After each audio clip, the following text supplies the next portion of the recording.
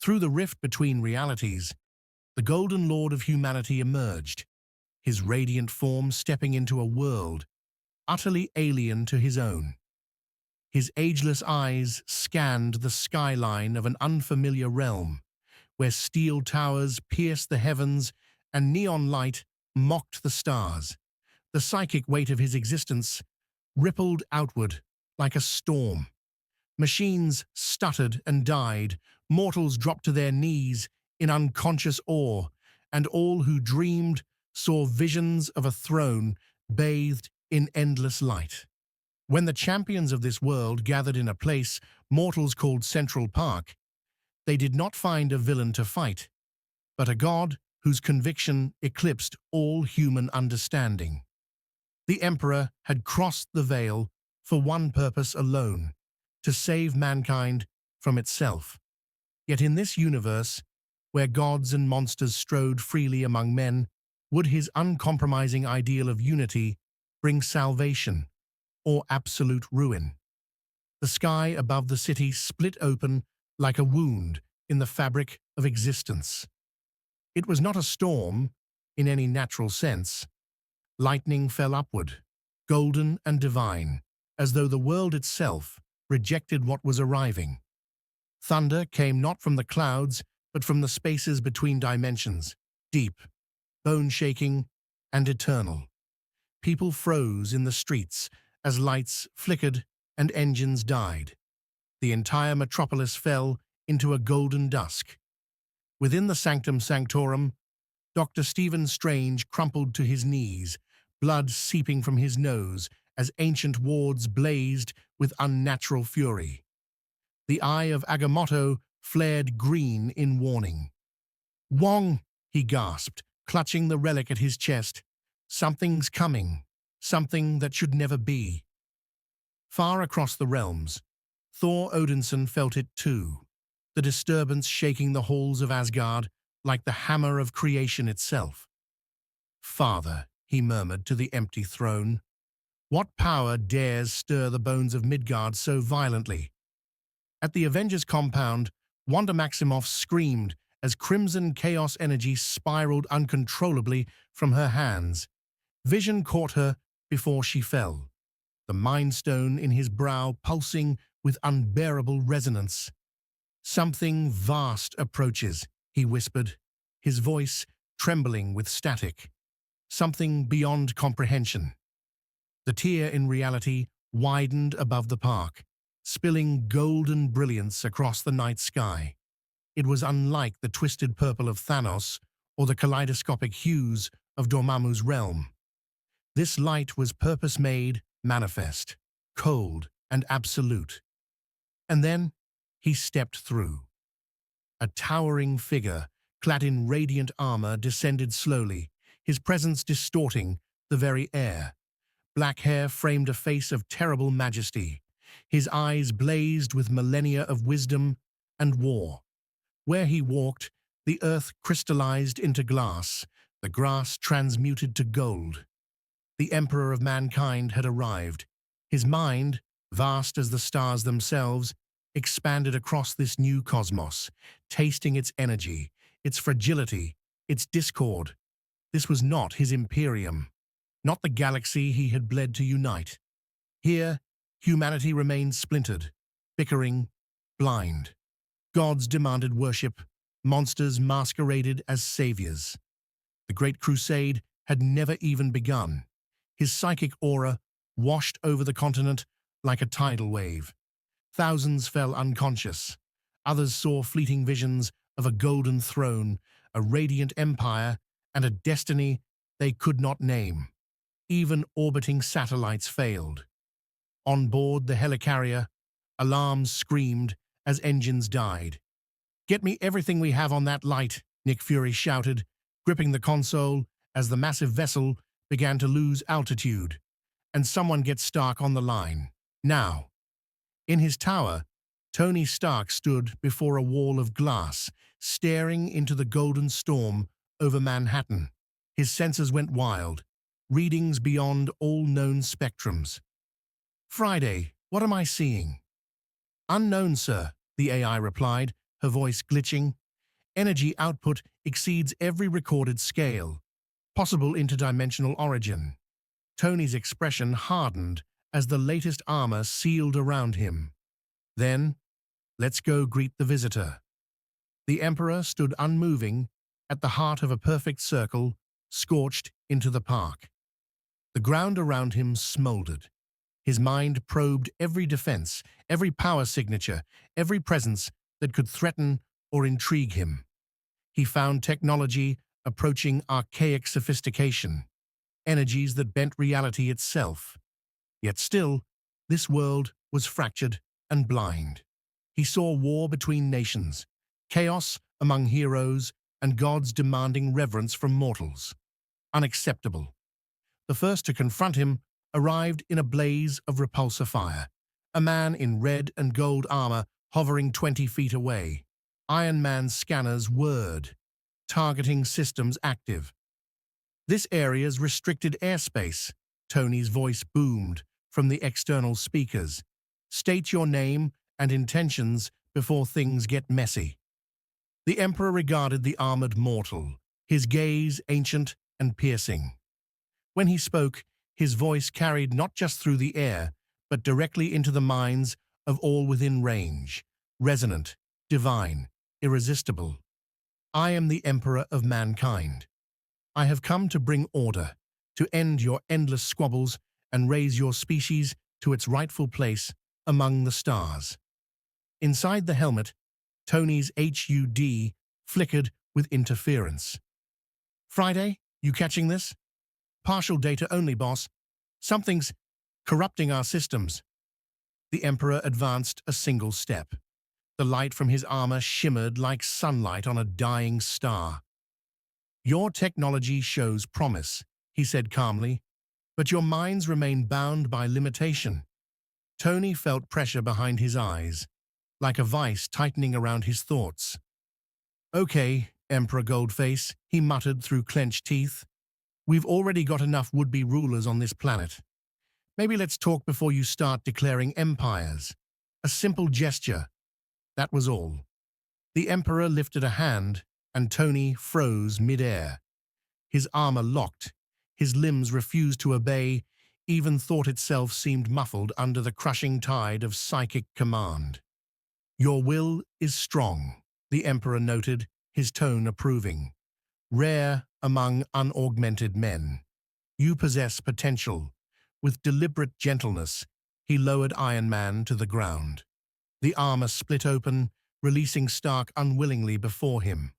Tony exhaled shakily. What are you? I am what humanity is destined to become, the Emperor answered. In my realm, I guided mankind through ages of terror and darkness. I have protected them from horrors beyond your imagination. I will do the same here. Above them, a Quinjet descended, disgorging Earth's defenders. Captain America, Black Widow, and Hawkeye advanced cautiously, weapons raised, eyes wary. Steve Rogers stepped forward, shield gleaming. Sir, he said firmly, I'm going to have to ask you to stand down.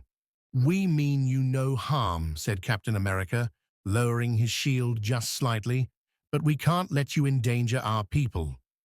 The Emperor's gaze fell upon the vibranium disc in Rogers's hand. The metal resonated faintly in his psychic perception, a relic of power in a primitive world. His eyes then studied the man himself, a product of crude enhancement, but with a spirit that shone like a beacon in the dark. You speak of threats, the Emperor intoned, his voice echoing across both air and mind. Yet your species lives forever on the edge of extinction. You wage war upon yourselves, while cosmic predators gather beyond your stars. Humanity cannot survive so divided. That's not your call to make, Steve replied evenly. The freedom to choose our path, even our mistakes, that's what makes us human. The Emperor's expression shifted, almost imperceptibly darkening. Freedom without purpose is chaos. I have seen where such freedom leads: decay, corruption, and oblivion. The air between them thickened with unseen power. A thunderclap shattered the tension as Thor Odinson descended in a blaze of lightning, Mjolnir crackling with divine fury. The Asgardian landed beside his comrades, his usual bravado replaced with a rare solemnity. This being's power rivals the gods themselves, Thor warned, voice grave. His aura feels as my father's did, when the Odin force burned brightest. The Emperor turned to him, eyes narrowing. You are not of man, he observed. You claim divinity, demand worship, meddle in mortal affairs. In my reality, such beings are unmasked for what they truly are. Parasites feeding upon mankind's faith. Thor's grip on Mjolnir tightened, lightning dancing across its head. I seek no worship, he replied. I am a guardian of Midgard, not its master. Then your intentions are honorable, the Emperor conceded, but misguided. Humanity needs no gods. Under my command, they would rise beyond the reach of any so-called deity. A shimmer of orange energy split the air beside them, forming a blazing circle of light. From it stepped Dr. Strange, cloak billowing, sigils spinning at his fingertips as he held the portal open behind him. This ends now, Strange declared. You've torn through the boundaries between dimensions. Your mere presence is unraveling the balance of our universe. The Emperor regarded the sorcerer with genuine curiosity. You channel energies akin to the Imperium, raw, corruptive forces that devour lesser minds, yet you remain untouched. Intriguing. Whatever name you give it, Strange countered, weaving a complex sequence of gestures. I am its master here, and I can't allow you to stay. Golden glyphs flared to life, whirling toward the Emperor in a cascade of banishment magic. They struck his armor and disintegrated instantly, dissolving like smoke before sunlight. Impressive craftsmanship, the Emperor said calmly, but meaningless. I do not exist within reality. I define it, a pulse of invisible force lashed outward as his mind pressed upon strangers. The Sorcerer Supreme gasped, blood tracing from his ears as the eye of Agamotto flared desperately in self-defense. Your relic houses a fundamental energy of this cosmos, the Emperor noted, observing dispassionately, potent, yet directionless. You call it magic. I call it ignorance, given form. Captain America's shield spun through the air, slicing toward the Emperor's head. It halted inches from his face, vibrating violently before clattering harmlessly to the ground. Enough, the Emperor thundered, his patience waning. I did not cross realities to quarrel with children who mistake rebellion for valor. I came to save your kind from extinction. A ripple of psychic power erupted outward. Every Avenger froze mid-motion, locked in place by sheer mental dominance. Even Thor strained against invisible bonds, unable to move. Only Strange, shielded by the Eye, and Wanda Maximoff, protected by her crimson energy, managed to resist in part. Now listen, the Emperor commanded. His voice carried the certainty of eons. Your species stands at the edge of annihilation. Divided, you will perish. United beneath my hand, humanity will ascend and conquer the stars. The decision is simple. His words were not a threat. They were an absolute truth, delivered by one who had seen millennia of human rise and fall. Suddenly, the psychic pressure shifted, pierced by a flicker of movement. A blur of red and blue swung into the scene, landing atop a shattered statue. Hey everyone, Spider-Man called, voice cracking slightly. I was, just in the area and... His gaze lifted, and the words died. Okay, that's a really big gold guy. Thor, he your cousin or something? The Emperor turned his gaze toward the young man. Beneath the mask, He sensed a mind unusually adaptive, flexible, resilient to psychic interference. Mutation, evolution, the Emperor could not yet tell. You, he addressed softly, his voice entering Peter's thoughts. You carry gifts beyond mortal men, yet you spend them protecting those who would fear and hate you. Why? Caught off guard, Peter stammered, because, with great power comes great responsibility. That's what my uncle taught me, before he... His voice faltered. The Emperor considered this, something stirring deep within the abyss of his memory. Such innocence, such idealism. Once, long ago, he had believed the same, before centuries of sacrifice had taught him harder truths. Your uncle was half right, the Emperor said quietly. Responsibility means more than protection. It demands vision, discipline, the will to choose what others cannot. The sky shimmered crimson as Wanda Maximoff descended, her hands glowing like dying stars. Vision rose from the ground nearby, the Mind Stone in his forehead pulsing with concentrated power. The Emperor's gaze sharpened. The stone radiated an energy akin to the warp, pure potential compressed into crystalline form. The woman beside him carried a similar resonance, though raw, volatile, uncontrolled. He turned toward Vision. Another false god, the Emperor mused, born of human craft, yet wielding power beyond comprehension.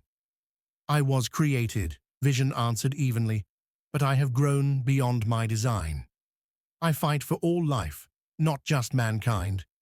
A noble creed, the Emperor replied, and one that ends in extinction.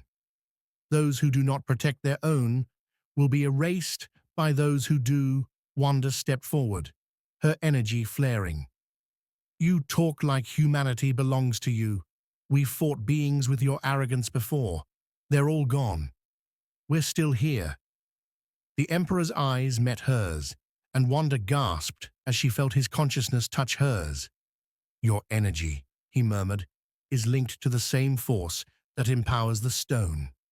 Chaotic, dangerous, unrefined. Her eyes widened. How could you possibly know that? I have mastered powers that would drive most minds to madness, he replied simply. Yours is but a fragment of what flows through me. With a furious cry, Wanda hurled a surge of scarlet chaos toward him. The energy struck a golden shield that shimmered into existence around the Emperor.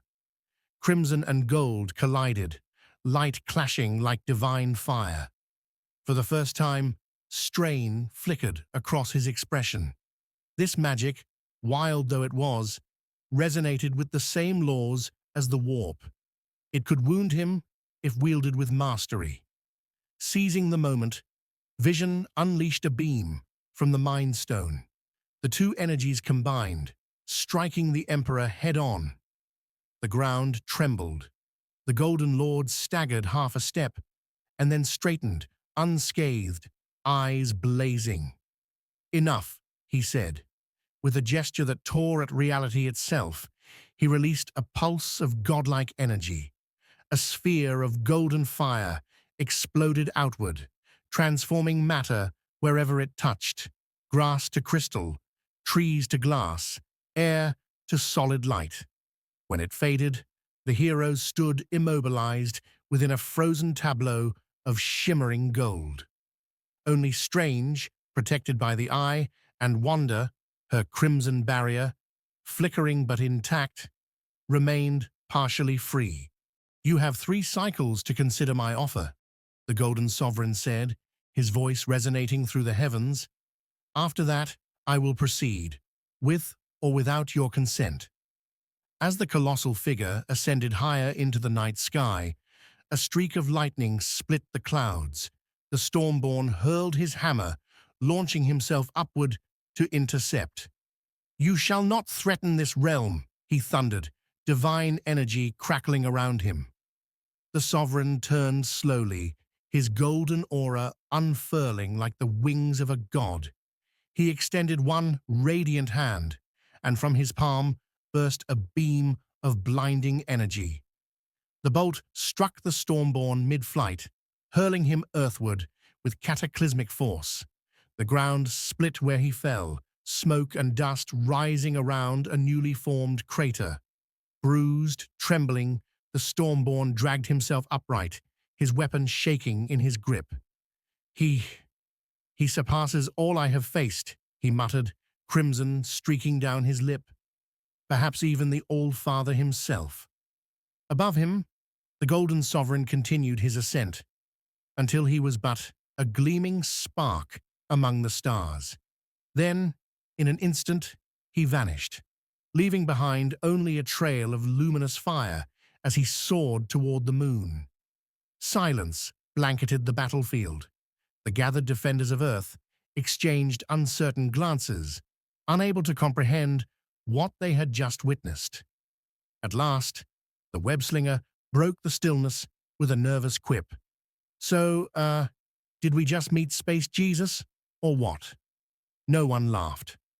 On the lunar surface, the Sovereign stood alone beneath the cold starlight. The blue world below shimmered like a memory. Beautiful, fragile, divided. So much potential, he murmured. So much squandered. With a motion of his hand, the dust and stone of the moon began to move. The ground quaked as golden towers erupted from the regolith, merging into colossal citadels that pulsed with psychic radiance. Spires twisted toward the heavens, each one alive with light. A fortress was born, the foundation of a new empire. As he worked, the Sovereign reflected on those he had met. The sorcerer with the power to reshape reality, the synthetic being with a radiant core, the Scarlet Witch whose chaos magic had brushed against his mind. Powerful, yes, but blind. They could not comprehend his purpose. They would resist him, as all mortals did before enlightenment. In time, they would understand, or they would fall. Either way, humanity's ascension was inevitable. Back on Earth, an emergency assembly convened within the stronghold of the Guardians, an alliance of warriors, mystics, and kings. Every nation and hidden kingdom had sent envoys. The air was heavy with tension. "Let's start with what we know," said the commander, standing at the head of the table. "He appears human, or close to it, but his power is beyond anything recorded. He calls himself the Sovereign, but his motives remain unclear." The mystic spoke next, his eyes shadowed from his earlier encounter.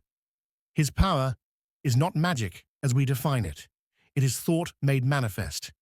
Psychic energy so vast it bends the fabric of reality itself."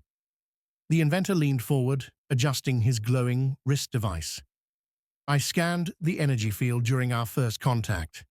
It's like he rewrote the local laws of physics. If we could harness even a fraction of it, we could power the entire planet for centuries." The Stormborn, his usual bravado gone, spoke quietly. "His strength reminds me of the old ones of legend, beings who shaped worlds and birthed suns. Yet he claims to be man." The sentinel nodded solemnly. "From another reality. He believes he is humanity's future, perfection, made flesh." The witch raised her gaze, voice trembling. "He sees himself as our savior, even if it means enslaving us. In his mind, control is mercy."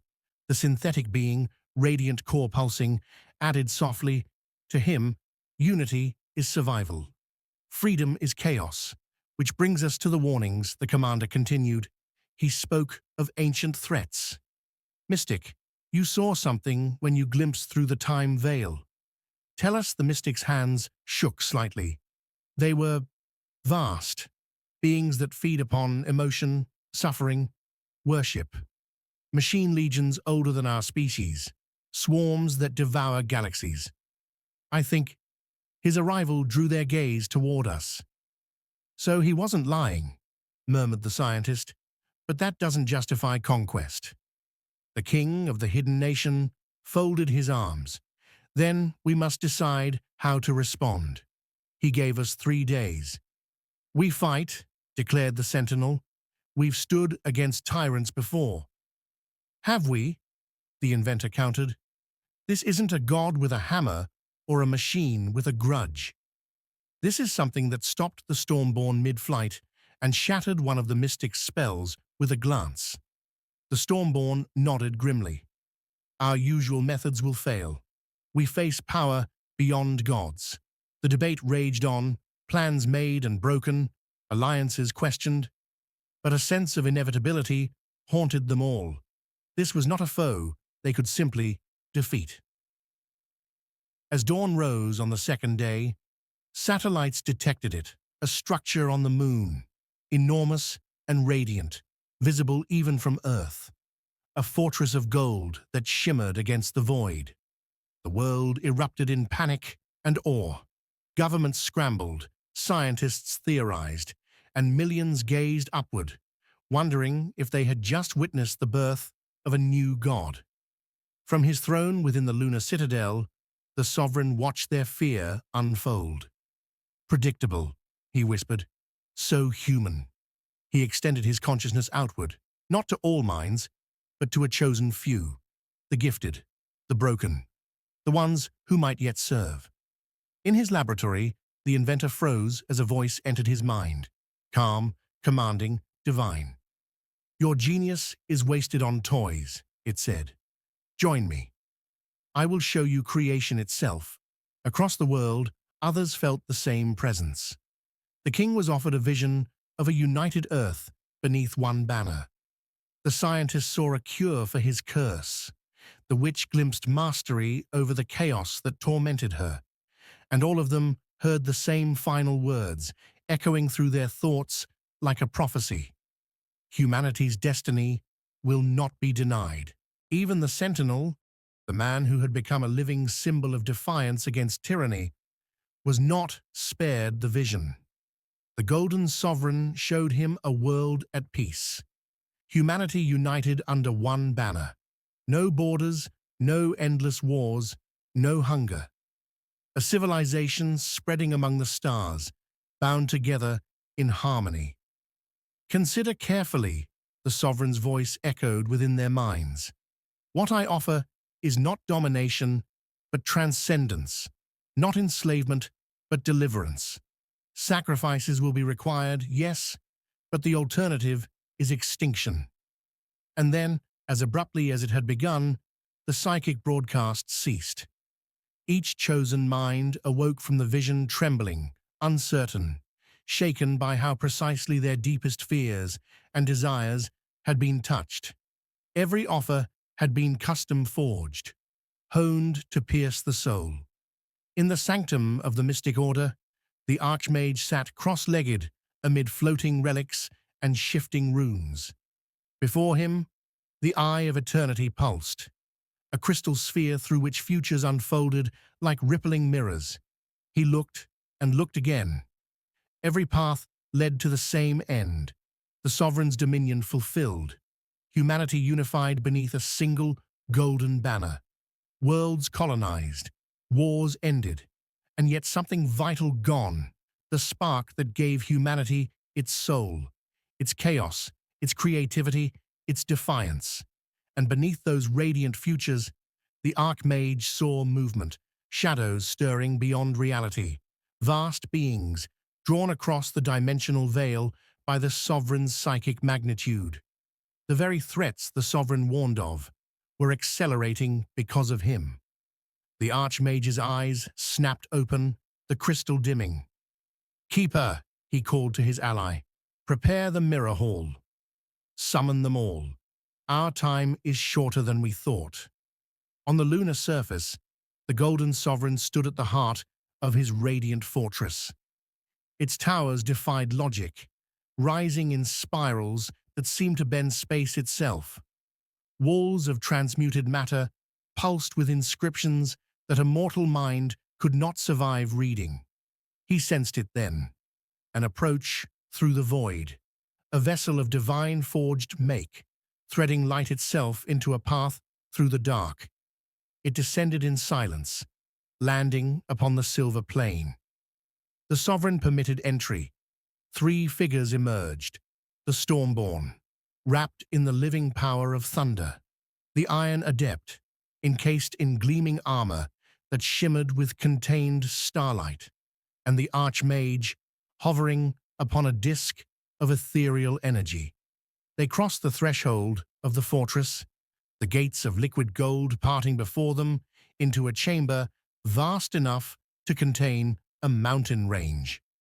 Within, gravity and atmosphere obeyed the sovereign's will alone. He sat upon a throne of simplicity and majesty combined, light bending inward around his circlet of darkened metal. His eyes shone like captured suns. "You arrive sooner than I expected," he said, his voice calm and resonant. "Have you come to accept my gift, or to waste your breath in defiance?" The Stormborn stepped forward, his weapon lowered in respect rather than threat. "We came to speak truth, Sovereign. You claim to defend humanity, yet you would strip away that which makes them human." "And what is that, Godling?" the Sovereign asked, though his tone implied he already knew. "Choice," answered the Archmage. "The right to shape their own fate, even if that fate ends in ruin." The Sovereign's gaze did not waver. "Choice is a privilege of species not hunted across galaxies. In my realm, humanity's freedom nearly led to its annihilation. I will not watch the same folly unfold again." The Iron Adept stepped forward, face revealed, his tone sharp but steady. "We've faced annihilation before and endured, not because one man commanded us, but because we chose to stand together." The Sovereign regarded him for a long moment. "Admirable idealism," he said softly, "but tragically naive. The forces you've faced are motes of dust compared to what approaches." The Archmage raised a glowing hand, sigils forming in the air. "About that, Sovereign, I've looked ahead, into possible timelines, and I've seen something you didn't account for." For the first time, a flicker of unease crossed the Sovereign's face. "The stones of this reality are crude tools. They cannot grasp the full architecture of what comes." "Maybe not," the Archmage replied, "but they showed me enough to know you are part of the problem. Your psychic presence tears through the boundaries between realms, a beacon for the horrors you warn us of. They're coming because of you." The Sovereign paused, his expression darkening. "An unforeseen complication. This universe's veil is thinner than my own. It was not my intent." "In other words," said the Iron Adept dryly, "your grand arrival tore a hole in the cosmos, and now the monsters are using it as a front door." The Sovereign rose, towering above them, radiant and terrible. "Then all the more reason to prepare. Unite your fractured world under one rule, my rule, before it's too late. Or," the Archmage countered, "you return to your own realm and seal the breach yourself." "I cannot," the Sovereign said, his voice almost mournful. "The passage was one way. My universe collapsed behind me. I will not abandon this one to the same fate." The Stormborn stepped closer, his thunder dimmed to a low hum. "Then hear us, Sovereign. There may yet be another path. Work with us, not above us. Share your wisdom, not your chains. Be our ally, not our ruler." For a moment, silence. Then the Sovereign laughed, a deep, weary sound echoing through the hall.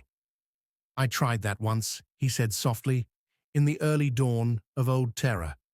I guided from the shadows, whispered truths into the minds of kings, offered fragments of knowledge when they were ready." His eyes glowed brighter. "Do you know what they did, Godling?" The Stormborn's voice lowered. "Tell me." "They turned upon one another," the Sovereign said, his tone like the closing of a tomb. Nation against nation, brother against brother. I gave them wisdom, and they forged weapons.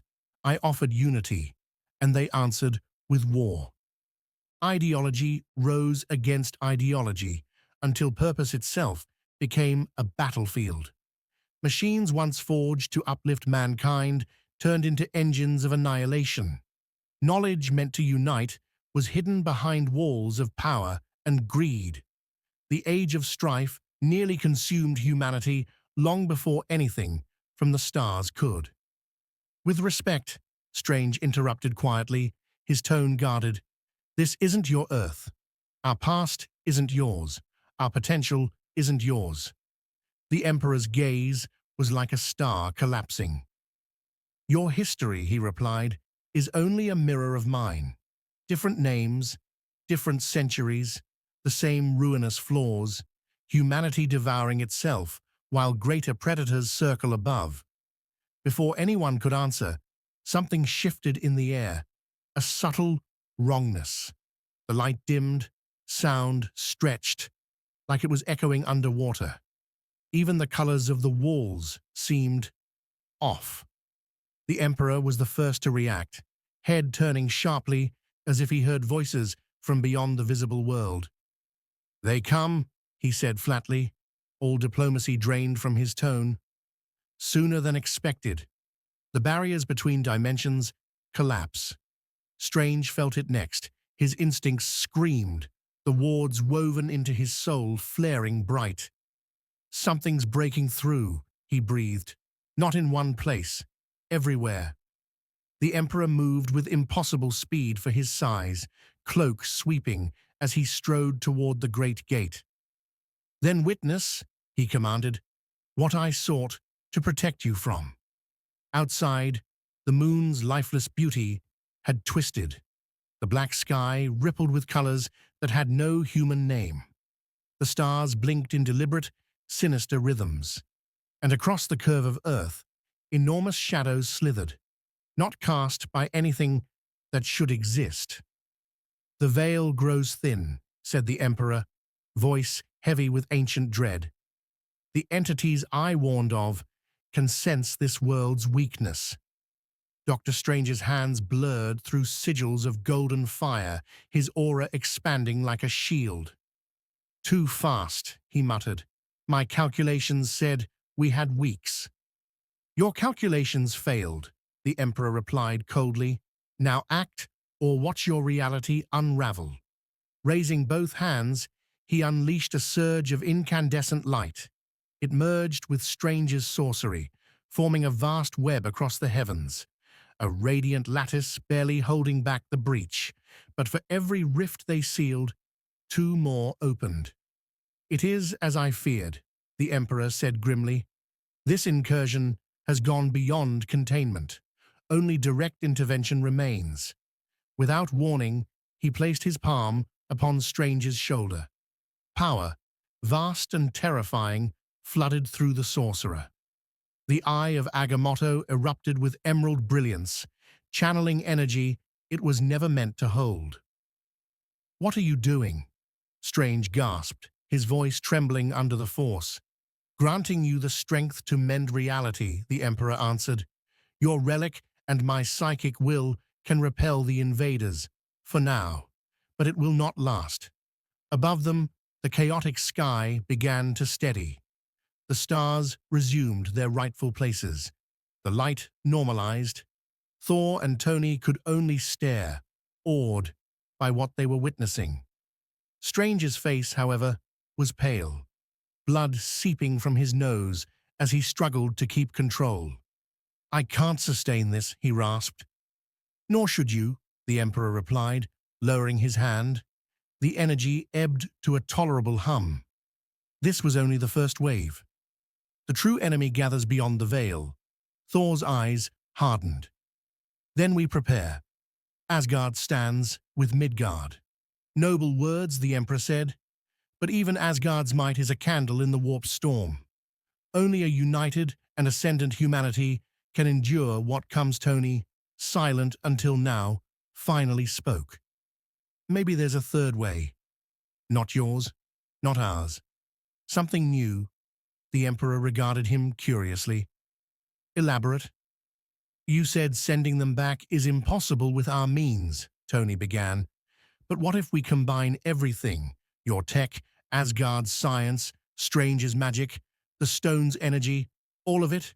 Build a system to push them back. Close the breach for good. For the first time, the Emperor hesitated. Such a plan would demand perfect cooperation, absolute unity, qualities your species has never mastered. Then earn it, Thor said simply. Show them you are an ally, not a tyrant. The Emperor's eyes narrowed, unreadable. You suggest I defend your world, then live among you, as an advisor, a weapon to call upon? Why not? Strange asked, regaining his breath. You claim to cherish humanity. Prove it. Let them choose their own path. The silence that followed felt as vast as the void. The Emperor's gaze seemed to pierce through space and time itself. When he finally spoke, the decision in his tone carried the gravity of worlds. I will consider your offer, he said at last, but not as a supplicant. I will continue my work. I will fortify this world. And when the true war begins, we shall see whose way ensures survival. It wasn't victory, but it wasn't defeat either. The three heroes exchanged a look, weary, uncertain, but alive with the spark of hope. Return to your Earth, the Emperor commanded. Prepare as you will. When the time comes, we will speak again. They turned to go, but his voice followed, echoing like a prophecy carved in iron. I have seen civilizations rise and crumble for 10,000 years. I have watched races of greater promise than yours vanish because they clung to comfort over truth. I will not see humanity share that fate. It will endure, even if I must break it to save it. Their return to Earth was wordless, each man lost in the storm of his thoughts. Back at the Avengers facility, an emergency council assembled. Every defender who could be reached appeared, in person or through secure channels. The report they gave left the room silent. So, Sam Wilson said finally, folding his arms, we're caught between a cosmic emperor and nightmares from beyond space. Either way, sounds like we're screwed. Those aren't our only paths, said the captain firmly. If these threats are real, we stand together, on our terms. We've faced the impossible before. Not like this, replied the sorcerer, his eyes shadowed. What I've seen cannot be measured or named. Things that feed on emotion, swarms that devour not life, but existence itself. Machine empires that erase anything organic because they see it as an equation gone wrong. And worse, a corruption that turns strength into pride, virtue into ruin. The oracle, silent until then, finally spoke. I've seen them as well. When I touched the Emperor's mind, I glimpsed what he calls the ruinous powers, entities born from the psychic echo of countless civilizations. They are gods of madness and despair, reflections of the darkest impulses within every sentient mind. The room fell silent. The realization that their enemies were not merely physical, but the incarnations of humanity's collective sins froze every heart present. But I also saw something else, the oracle continued softly, a flaw buried deep within his vision. He says he fights for humanity's survival, yet his methods strip away all that makes humanity worth saving. In his realm, they endure, but as slaves to faith and fear, bound to an empire of endless war. Better that than extinction, the widow said coldly. Is it? The captain countered. If survival costs us our soul, what's the victory worth? Their argument was cut short by a piercing alarm. Screens throughout the chamber flickered to life, displaying chaos across the globe. Reports poured in, lightless shadows moving against the sun, whispers in empty rooms, machines malfunctioning in perfect patterned rhythms. Above it all, alien auroras burned in the daylight sky, their colors sickening to look upon. "It's begun," murmured the sorcerer, "faster than I predicted. The boundaries between worlds are collapsing." "Can you stop it?" asked the director. "Not alone," he answered grimly. "What the Emperor and I achieved on the moon was a patch, temporary, fragile. It took both his might and the time relic to hold." "Then we need him," said the scientist quietly. "Whether we trust him or not, we need his strength." "At what cost?" the captain demanded. "If we kneel now, we'll never stand again." While the others argued, the inventor stood apart, mind whirring through impossible possibilities. Equations collapsed, rebuilt, reformed. Then suddenly, inspiration struck. "I might have something," he said. "Not perfect, not safe, but it's ours." All eyes turned to him as he activated a holographic display. Complex structures spiraled into existence, a vast energy lattice surrounding the planet, its core pulsing with radiant light. "A dimensional barrier," the inventor explained, "not just around Earth, around our entire plane of existence, powered by the stones, enhanced by what I've learned from the Emperor's fortress." The scientist leaned forward, examining the projection. "Ambitious." "Impossible," the widow muttered. "With what we have, yes," the inventor admitted. "But we're not limited to just what we have. The Sky Realm can lend its scholars. The Hidden Kingdom can share its technology. The mystics can reinforce the arcane elements. And I'll handle the engineering." The director folded his arms. "And the Emperor?" "We give him a choice," the inventor said. "Join us as an ally, not a ruler. Help humanity on our terms, not his. Or stand aside and watch us build the impossible. Without him, he won't like that," warned the Thunderborn. "He doesn't respond well to conditions." "It's not a threat," the inventor replied. "It's a chance for him to prove he truly believes what he says, that humanity deserves to survive." The plan was far from perfect. The obstacles were beyond imagination, but it preserved something far greater than survival. It preserved freedom. Work began at once. The base became the heart of an unprecedented alliance.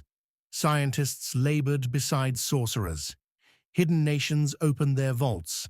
Skyborn engineers arrived bearing relics of impossible design. At the center of it all, the inventor coordinated, weaving human science, alien craft, and mystic lore into a single vision. The scientist oversaw the energy flow. The astronomer adapted wormhole theory to the lattice's framework. The sorcerer sealed the project with protective wards. Every discipline of knowledge, science, sorcery, and soul converged on one goal. Days blurred into nights. The world outside grew stranger. People dreamt of twisted heavens. Animals shrieked at invisible predators. Clouds formed symbols no one understood before unraveling into static. Reality itself began to groan. And on the moon, the Emperor watched. His citadel had grown, vast golden towers reaching toward the earth, their pulses sending stabilizing waves through the void. He held the breaches at bay, but offered no cure. His gaze turned ever downward, judging. On the fifth day, as the fabric of reality frayed to its thinnest thread, a small delegation departed for the lunar fortress. The captain, the inventor, and the sorcerer. 3 pillars of mortal will. The Emperor received them without ceremony. His throne hall glowed like a cathedral built from suns. "You return sooner than expected," he said. "Has your courage failed already?" "We're not here to surrender," the captain replied. "We're here to offer partnership." One golden brow arched. Explain.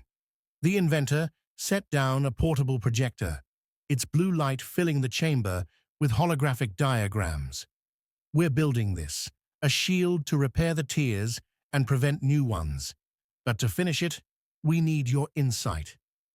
The Emperor leaned closer, eyes narrowing. Ambitious. Crude. But the framework is sound. You lack understanding of certain higher principles. That's why we came, the sorcerer said. We're offering an exchange, your wisdom for our independence. Help us, and we stand beside you as equals. The Emperor's voice carried a note almost like amusement. A compromise, he mused, rarely offered and even more rarely honored. He rose from his throne, towering over them like a living sun. Show me this design. Let us see if your defiance can truly hold the weight of the cosmos. These aren't our only choices, Steve insisted, his tone calm but unwavering. If these threats are real, we face them together, on our terms. We've done it before. Not like this, Strange countered grimly. What I glimpsed defies comprehension. Beings that feed upon emotion itself. Swarms that devour not just life, but the very laws of reality. Machine legions that see organic life as an error to be erased. And something far darker, a corruption that twists strength into madness, that turns virtue into sin. Wanda, silent until now, finally spoke. I saw them too, when I touched his mind. He calls them the ruinous powers, gods born from the collective psyche of countless species. They are the shadow of consciousness itself, shaped from all that is vile and broken in the soul. The words chilled the room. Facing monsters was one thing. Facing the physical form of mankind's worst instincts was another. But there's something else, Wanda continued softly, a contradiction in his vision. He claims to fight for humanity's survival, yet in his world, survival costs everything that makes humanity human. An empire built on ignorance and sacrifice. Trillions live and die for a faith they don't even understand. Better that than extinction, Natasha said dryly. Is it? Steve challenged. What's the point of surviving if we lose our souls in the process? Their argument was cut short by an alarm echoing through the facility. Screens flickered to life, displaying breaking news from across the globe. Unnatural disturbances, spreading everywhere. Shadows moving without light, voices in empty rooms, machines malfunctioning in rhythmic, intelligent patterns. And above it all, strange auroras painting the sky even under daylight, their colors painful to look at for too long. It's starting, Strange whispered. Faster than I expected. The dimensional walls are collapsing. Can you stop it? Fury demanded. Strange shook his head. Not alone. Not for long. What the Emperor and I did on the moon was only a temporary seal. It required both his power and the time stone. Then we need him, Banner said bluntly. Whatever it takes. At what cost? Steve snapped. If we give him control now, we'll never get it back. As the debate raged, Tony stood apart, silent, thinking faster than anyone in the room could follow. Plans formed, collapsed, reformed again in his mind. Finally, he turned toward the group. I might have something, he said. Not perfect, not safe, but a third option. He activated a holographic display, a lattice of equations, blueprints, and dimensional projections. It was a fusion of human science, alien design, and fragments of data stolen from the Emperor's fortress. We build our own barrier, Tony explained. Not just around Earth, around our entire dimension. A shield fueled by the Infinity Stones, stabilized with hybrid tech modeled after his. That's ambitious, Bruce muttered, scanning the designs. Impossible, Natasha corrected. with what we have now. Sure, Tony admitted, but we're not limited to now. Thor can bring Asgardian engineers. T'Challa's got Wakandan tech. Strange brings magic. And me, well, I'll coordinate the impossible. Fury folded his arms. And what about the Emperor? Tony's expression hardened. We give him a choice. Help us as an ally on our terms. Or watch us risk everything trying to do it without him. He won't take kindly to threats, Thor warned. It's not a threat, Tony replied. It's a test. He says he wants to save humanity. Let him prove it. The plan was far from ideal. The logistics alone bordered on madness, merging arcane and scientific disciplines, uniting rival nations, and convincing gods to share knowledge. But it was theirs, a plan that kept their freedom intact, a rejection of both surrender and despair. Work began at once. The Avengers compound became the heart of the largest collaboration in human history. Scientists, sorcerers, and soldiers filled its halls. Wakandan engineers worked beside Kamartaj mystics. Asgardian scholars shared blueprints written in runes of light.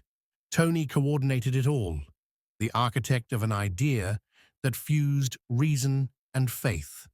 Bruce Banner stabilized the gamma arrays. Jane Foster rewired Einstein-Rosen bridge technology to serve as a framework for the barrier. Dr. Strange balanced the metaphysical equations, ensuring they didn't tear apart the fabric of existence instead of saving it. Days blurred into nights. Reality itself seemed to buckle.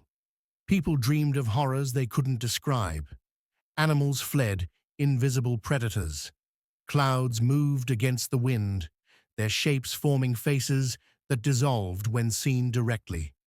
And high above, on the moon, the Emperor watched. His fortress had grown monstrous, golden towers clawing toward Earth. Each pulse of its engines mended rifts before they spread too far. He was keeping his promise, but only barely. His restraint was a message. You cannot do this without me. By the fifth day, the world teetered on collapse. Strange storms tore across the sky. The barrier project lagged behind schedule. With no alternative left, a small delegation departed for the moon. Steve Rogers, Tony Stark, and Stephen Strange. Strategy, science, and sorcery, united by desperation. They were welcomed without resistance. The Emperor awaited them upon his throne, motionless, radiant in his armor of gold. You returned sooner than expected, he said. Have your convictions already crumbled? Steve met his gaze. We're not here to kneel. We're here to work. The Emperor's brow arched faintly. Elaborate. Tony stepped forward, activating a compact hologram that filled the air between them with light. This is our design, a shield to seal the dimensional wounds. It works, but we need your insight to complete it. The Emperor examined the projection. His expression shifted from curiosity to something faintly resembling respect. Ambitious, he murmured. The framework is correct, though your grasp of the deeper mechanics is incomplete. That's why we're here, Strange said. A trade. Your knowledge for our independence. Help us, and we'll stop opposing your presence here. The Emperor's smile was thin and cold. A compromise. Rarely do mortals offer such things. They usually wait until they're forced. He rose from his throne, towering over them as his eyes glowed like suns.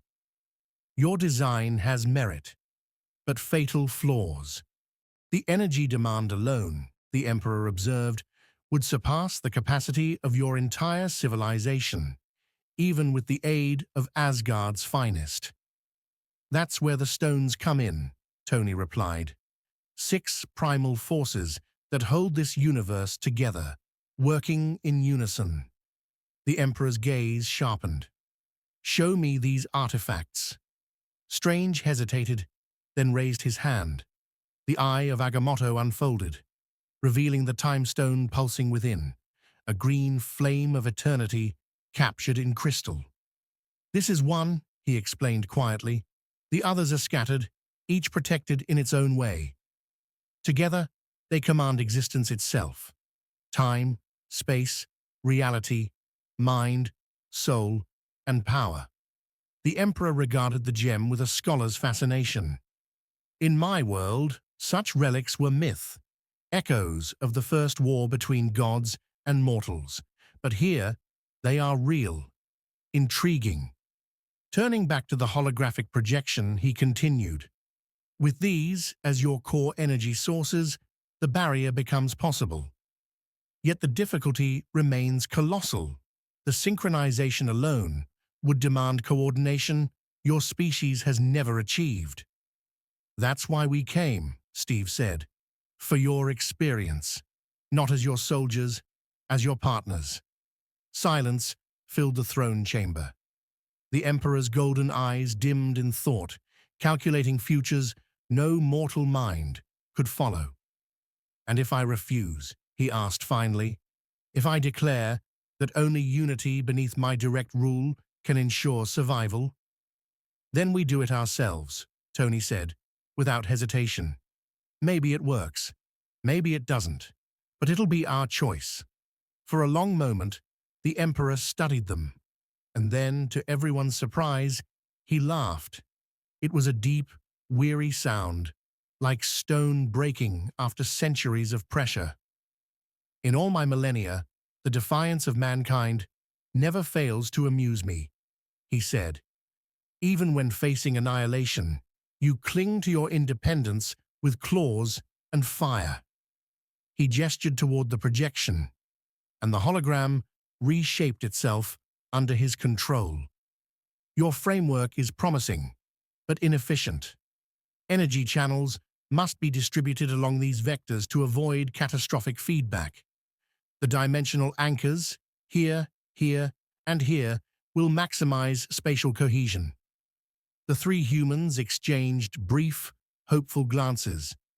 "What you attempt," the Emperor continued, his tone shifting to something almost reverent, "has never been done.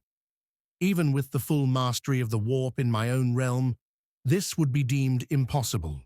You seek to build what gods themselves would hesitate to forge." "We've beaten impossible before," Steve said simply. The Emperor paused, his gaze lingering on the captain. "Yes, humanity in this world defies the odds as though fate itself bends around your will." He looked distant, thoughtful. "Perhaps my arrival was not mere coincidence. Perhaps this universe called to me because your kind follows a path mine never could." For the first time, doubt touched the godlike being's voice, and with it, the faintest glimmer of admiration. "I will assist you," he said at last. "You shall have my knowledge, my designs, my guidance. But understand this, if your attempt fails, I will enact my own plan. Humanity's survival is not optional, even if the form of that survival offends you." It wasn't a surrender, but it was far more than they had dared to hope. And so, the pact was sealed. The Emperor would advise from his lunar fortress, lending intellect and power while refraining from direct interference on Earth. With his guidance, the impossible began to look achievable. Problems once considered unsolvable, unraveled beneath principles of physics humanity had yet to dream of. The Infinity Stones became the key. Recovery missions launched across space and time. The Time Stone remained with Strange. The Mind Stone still pulsed within Vision's brow. The Space Stone, recovered from its containment cube, was retrieved from a secret vault once belonging to SHIELD. The Reality Stone, the Ether, required negotiation with Asgard, its crimson essence secured under royal guard. The Power Stone was claimed from Nova custody on Xandar, with Thor himself leading the mission. Only the Soul Stone eluded them. until Wong uncovered forbidden texts buried deep within Kamartaj archives. They spoke of a world called Vormir, where the stone waited beneath skies that never saw dawn. As the stones were assembled, the world itself began to unravel. In Moscow, shadows detached from their owners and danced across walls. In Tokyo, machines spoke in alien tongues, forming sentences in languages never written by humankind. In Cairo, the noon sky bled crimson for 17 exact minutes, then cleared, leaving no trace. Fear spread faster than any contagion. Governments issued denials, religions proclaimed judgment, scientists whispered of a cosmic infection. And above it all, the Emperor's fortress hung in the heavens, a constant golden reminder of the choice that loomed, submission or defiance. The barrier's final phase took form in orbit, a chain of satellites and stations fused from Stark engineering, Wakandan vibranium systems, and Asgardian energy conductors. On Earth, massive power conduits and arcane nodes waited in harmony, ready to channel the stone's might. When the day of activation arrived, the world held its breath. Representatives from every nation stood within the Avengers compound. Hope and terror shared the same heartbeat. The 6 Infinity Stones were secured in containment arrays across the planet. Teams of scientists, engineers, and mystics synchronized their stations, ready to balance the unimaginable power about to flow through the grid. Tony monitored the orbital systems personally, encased in his most advanced armor. His neural interface linked directly to the construct. Banner oversaw the ground reactors, managing the gamma harmonics with calm precision. And Strange, at the center of the mystic web, guided the arcane alignment with the masters of Kamartaj. High above, the Emperor watched from his citadel of gold. His psychic reach extended across the void, monitoring every flicker of energy, every tremor of uncertainty. He had fulfilled his promise, and now he would witness whether this fragile species could make good on their defiance. Moments before activation, Strange opened a telepathic link. "There's something you should know," he said solemnly. "When the barrier activates, it won't just seal the rifts. It will also close yours." The final sequence had begun. Once triggered, no portal, spell, or machine would ever bridge realities again. "I understand," said the Emperor, his tone calm yet resolute. "It must be so. The fabric of existence demands total isolation." Strange hesitated. "You realize what that means. You'll be trapped here, cut off from your own universe forever." The Emperor's expression did not waver. "There is nothing left to return to, sorcerer. My own realm faces extinction. I came here to ensure that at least one humanity endures beyond the dark."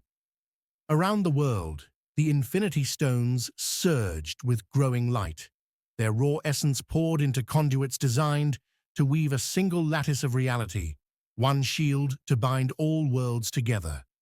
Above the planet, orbital arrays thrummed with power, preparing to project the barrier not merely around Earth, but the entire solar system itself.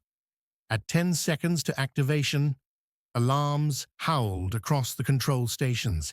The tiers between worlds widened violently. Whatever forces lurked beyond had sensed the imminent closure, and now struck in desperation. The heavens split open across every horizon, revealing flashes of realms so alien that mortal minds broke beneath the sight. From the rifts came legions of horrors, demons woven from madness, metallic predators with purpose beyond reason, and phantoms that screamed in the language of entropy. "The incursion's accelerating," shouted Tony through comms, "initiating final sequence now." The stones erupted as one, 6 pillars of light, spearing the void, linking through the satellites into a blazing web that enveloped the planet. Where it touched the rifts, reality strained and began to mend. But it was not enough. "There's too much distortion," Bruce yelled. "Sections 3 and 5 are collapsing."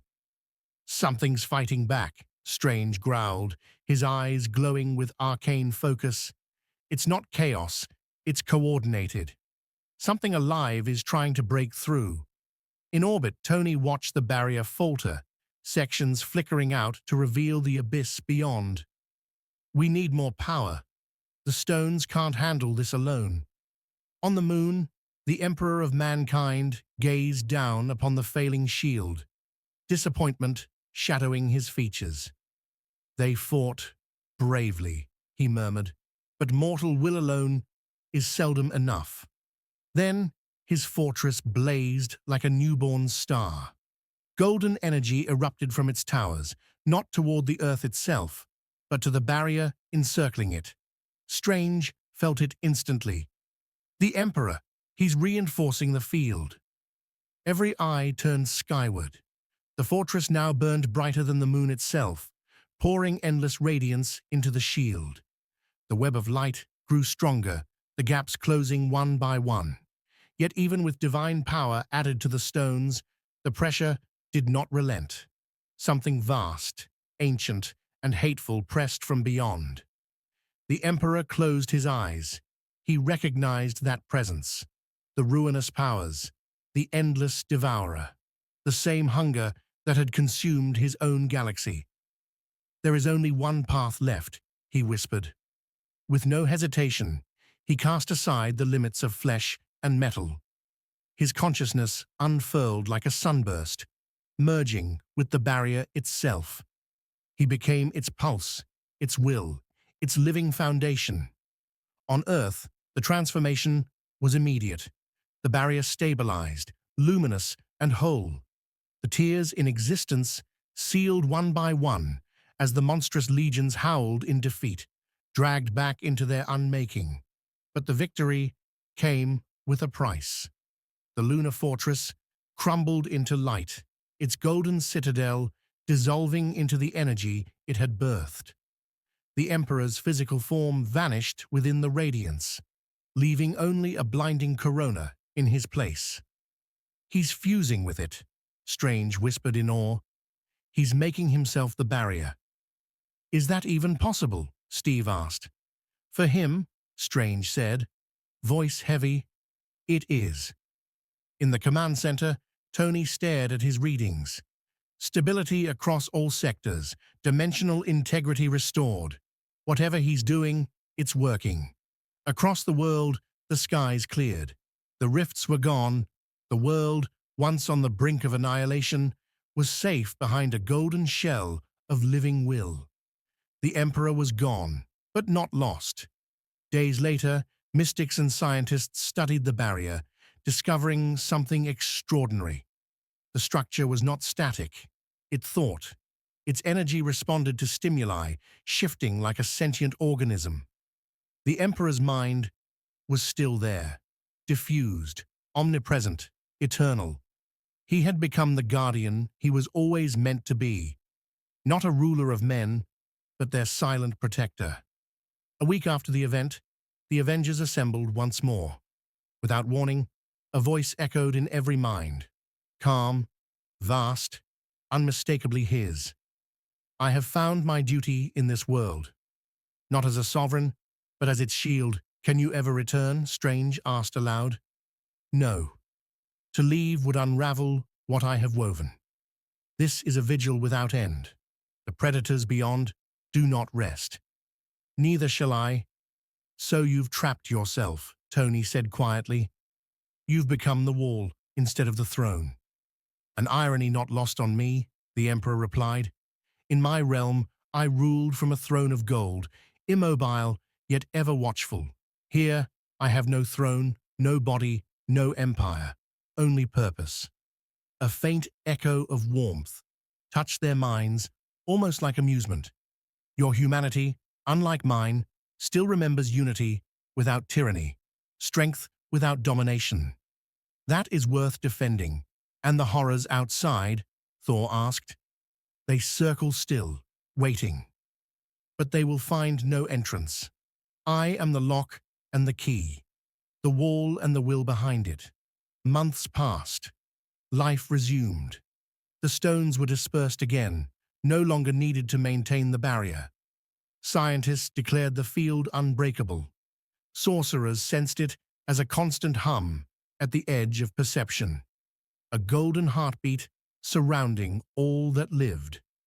Sometimes, when the world trembled, those attuned to greater forces felt it, a distant mind turning its gaze upon them, watching but never intervening, protecting but never commanding.